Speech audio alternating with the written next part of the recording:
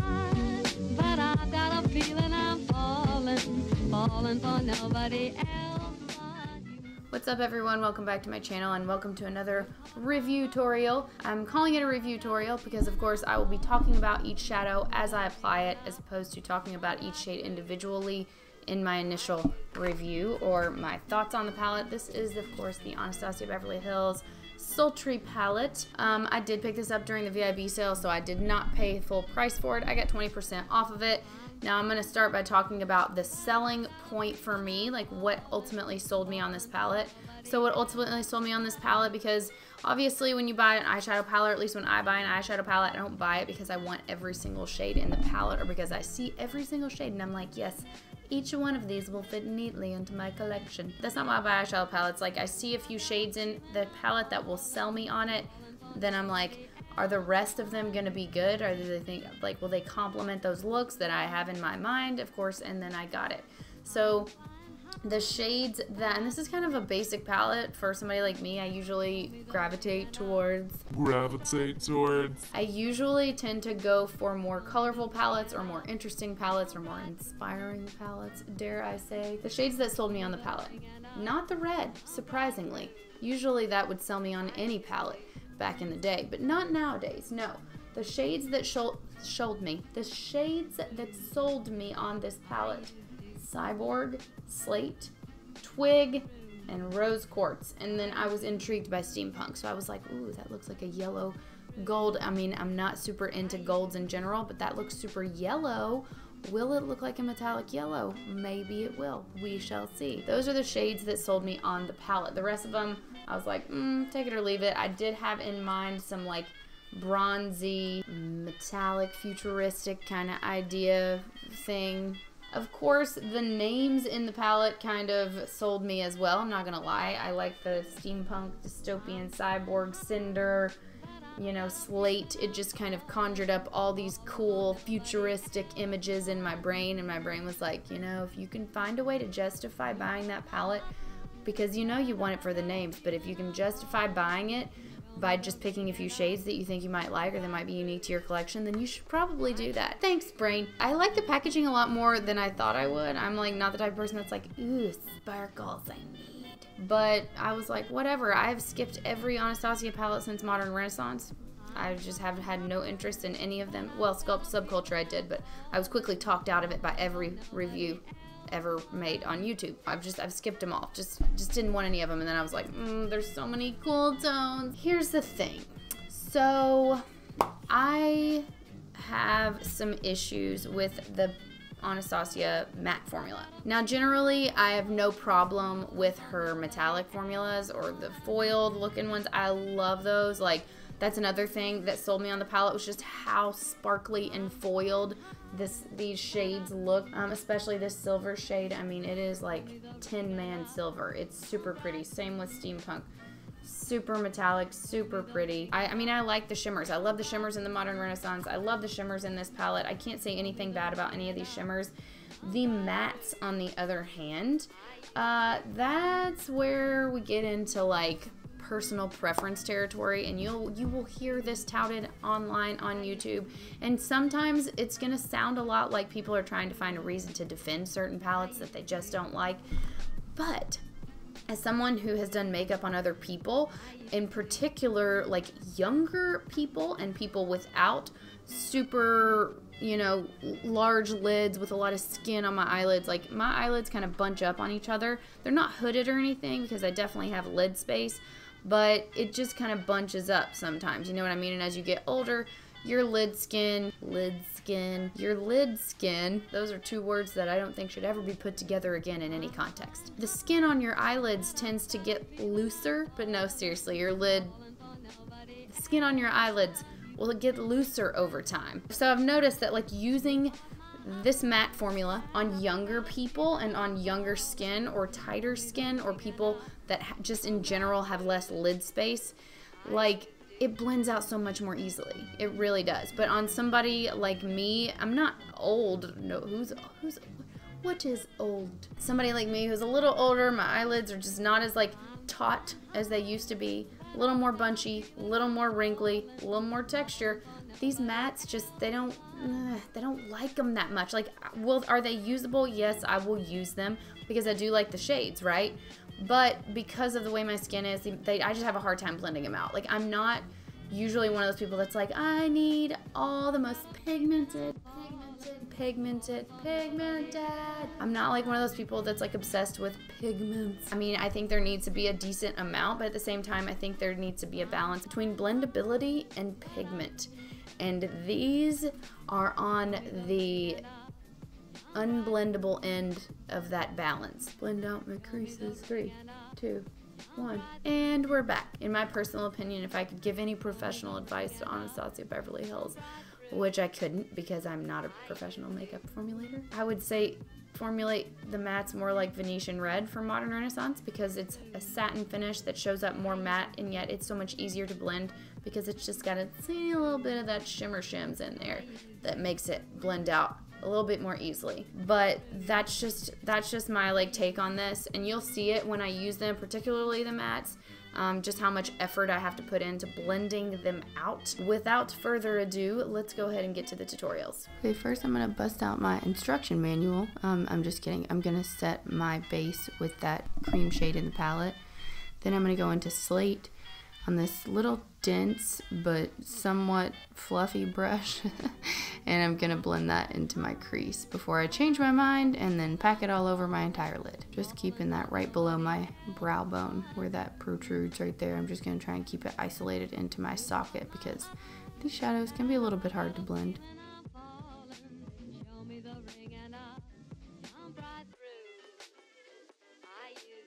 Then I'm going to go into the shade Noir using the brush in the palette, and I did use the brush in the palette for the first shade as well. It's just really scratchy on that blending end.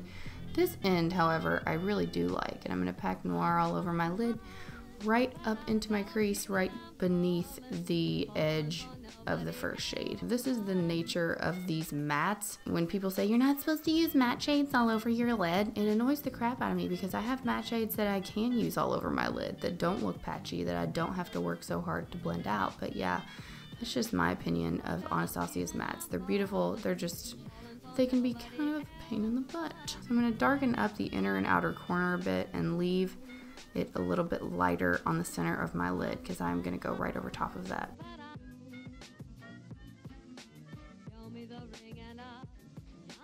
Go into Cyborg. This is like my favorite shade probably in the whole palette.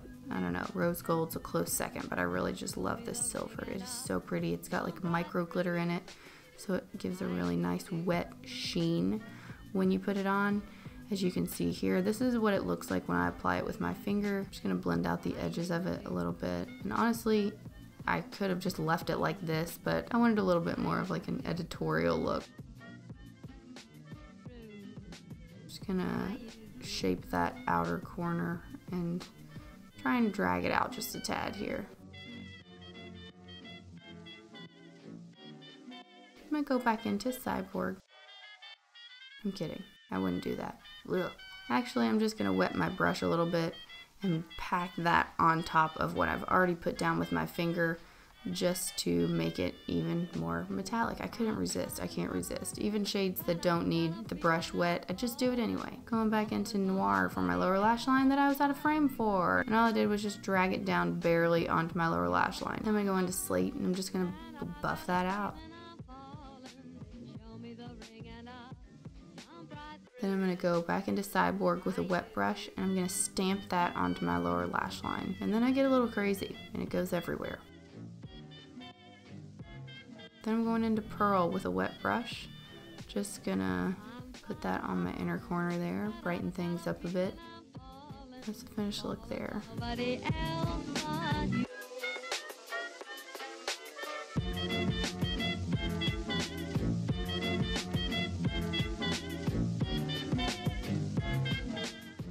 Going into Twig here, going to buff that into my crease, possibly a little bit up onto my brow bone this time, a little bit further up than I dragged the last one because this was a little bit easier to blend, but still, if you can see it skipping ever so slightly, that's just how Anastasia Beverly Hills mattes work on my eyelids. And I'm going to go into Bloom with that little fluffy brush again. I'm gonna pack that onto my outer corner. Actually, this shade I don't have as hard of a time blending, which is really interesting because it does seem to have the same texture as Love Letter from Modern Renaissance, that crumbly texture, which I've always been really confused by. But I just don't have that hard of a time blending this shade, which I am glad for. Maybe they should try to, I don't know, formulate the rest of their mattes like this one so that it is blendable and applies in a uniform manner, but I don't know. Who am I to judge? I'm gonna take it all, like on the outer 2/3 of my eye. I'm not taking it onto the inner third of my eye. I just want that area to be brighter for this look. Then I'm going to go into Rose Quartz, and I'm taking a damp brush. I'm going to pack that onto my inner corner as well as my eyelid. Going right over top of that red. It gives a really cool effect when you layer these two shades. It just looks so pretty. Falling for nobody else but you. Alright, back into Bloom, going on the lower lash line. Again, not spending too much time on my lower lash line. After I get the initial shade packed on, I'm going to blur it out, drag it down pretty far. I just use my whole lower lid. And I'm just going to make sure I diffuse the edges of it and then pack a little bit more onto the outer corner there where I kind of lost it. And yes, I realize I do have a big chunk of shimmer. I will get rid of that up on my upper lid. I see it. There it is. See, it's gone. I'm going to go into Bloom with a little pencil brush, and I'm actually going to put that onto my inner corner before I go into, come on. Before I go into Pearl right here with a little bit of a damp brush, I'll wet my brush a little bit, and I'm going to pack that right on over top of that. That's the finished look.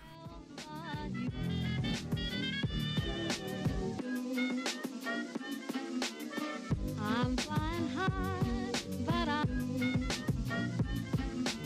show me the ring and Following all the instructions, go into Birch with this fluffy brush here, which is that warm camel brown shade. Now this one, if you can see, blends out better than the other mattes as well. This one in Bloom, for some reason, they seem to finally blend like I expect a normal matte shadow to blend. Maybe they should, you know, kind of mimic those formulations in the rest of their matte shades. I don't know, because here we go into Dystopian, and matte browns are historically difficult to work with in pretty much any palette that you use, but Anastasia's are particularly difficult to use in my opinion. You can see it's almost highlighting the texture on my eyelid. It's so strange. Their other brown that I have in Modern Renaissance does the same thing, but it's just a very strange formula. It's really patchy. You really have to build it up and work to blend it out so that you can get a nice blend with it. And it does help layering it over top of course, other shades. Just gonna keep packing that brown on until I finally get a uniform texture. And I'm showing you all the work that I'm having to do because that is the reality of this shade and this palette. But I really love this look, honestly. If I got this blended out to my standards, this is like a look I would wear on its own. Then I'm going to go into Steampunk using my finger, that yellow gold shade. I'm going to pack that onto the center of my lid. Super pretty shade. Of course I have to go in with a wet brush as well because I don't know, I just have to see, have to see what happens to the look. If it really makes a difference. In this case it really did. It's so pretty. I'm going to go into Noir, take a little smudger brush, and I'm just going to deepen up the outer corner of my eye near the lash line and kind of make a little bit of a wing. I'm going to blend that out with a little blending brush, and you can see the matte black kind of skipping on the outer corner. Clean it up with a makeup wipe. There's of course fallout in this palette. Fallout is not a deal breaker for me personally because I don't mind doing my eyes first, so that doesn't really factor into my reviews of palettes. I just don't mind fallout. Well, unless of course the fallout makes it to where you're using way too much of the product, and that annoys me. But yeah, I'm gonna take Birch, of course, that blendable camel brown shade, gonna buff that onto my lower lash line. And then I'm going to take a little bit of that brown shade and I'm going to put that right on the outer corner of my eye. And kind of dragging it down a bit to have like that kind of puppy eye effect, like the sleepy eye effect. Like that right there, if you can kind of see, and I'm just dragging it down pretty far. Inner corner is going to be steampunk, so I'm going to dampen that pencil brush again. Highlight the inner corner there. And that's the finished look. I'm flying high, but I've got a feeling I'm falling for nobody else but you. Thank you so much for watching. If you did like this video, please give it a thumbs up. If you are not a subscriber and you want to be, no pressure, hit the subscribe button on your way out. I will also link my Instagram and my Patreon in the description box. If you would like to follow me on Instagram and or support me on Patreon, I will be eternally grateful. Anyway, I'll see you next time. Peace out.